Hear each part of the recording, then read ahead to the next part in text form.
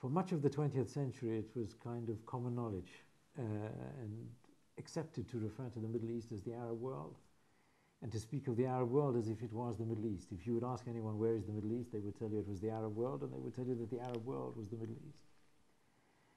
But for some time now, that is no longer true. And the Middle East is not the Arab world, not in the sense that the Arabs are not the largest ethnic group, which of course they are and they always will be. But the Middle East is not the Arab world in the sense of the states that dominate the region's politics.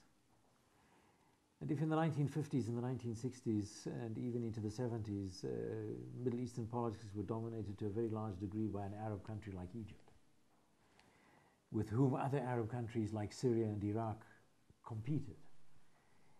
These countries today are not the movers and shakers of Middle Eastern politics. The region is influenced these days far more by a number of non-Arab states. Now these are three: Iran, Turkey, and Israel. These are the three most important powers in the Middle East today, and none of them is an Arab state. The Iranians are Persians, and the Turks are Turks, and the Israelis are predominantly Jewish.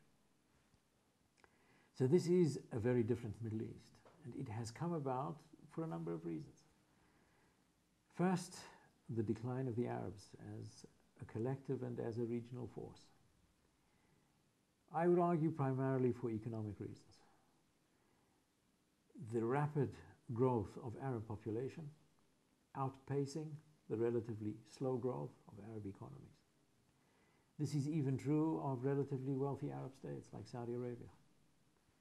Saudi Arabia is a rich country, but in terms of gross domestic product per capita, Israel is richer than Saudi Arabia. Most people would be surprised to hear that, but it is so.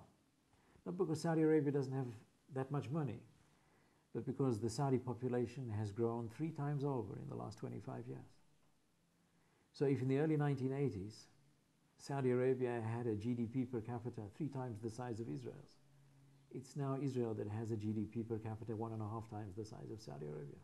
And as oil prices continue to decline, the situation of Saudi Arabia is not going to get any better. So the Arabs are weaker than they used to be, less influential than they used to be. And this is true of whatever Arab country you may choose to look at: Egypt, Syria, Iraq, Saudi Arabia, any one of the great movers and shakers of the past. The new regional powers, Iran, Turkey, and Israel. Clearly, Iran is the one that is uppermost in people's minds.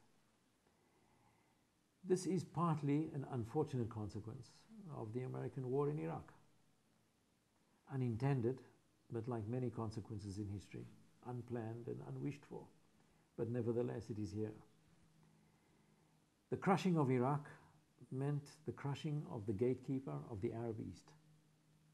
Iraq was the gatekeeper to the eastern part of the Arab world, which is no longer there in that role. Iran is now more influential in Iraq than it has ever been at any time in the modern era. Iraq is a Shiite Muslim-dominated state today, which it was not before. The Iranians are Shiite Muslims too. That doesn't mean that Iraq is a province of Iran, but it is under greater Iranian influence than it has ever been. The Shia is on the rise in other parts of the Middle East as well, which gives Iran greater influence and a greater foothold. Most noteworthy is Lebanon, where there the Shia community is the largest community in Lebanon today, again because of demographic growth, not because of anything Israel or America have done. But being the largest group in Lebanon, they are also going to dominate Lebanese politics in the future. So Lebanese politics that used to be dominated by the pro-Western Christian minority is going to be dominated by the pro-Iranian Shiite majority.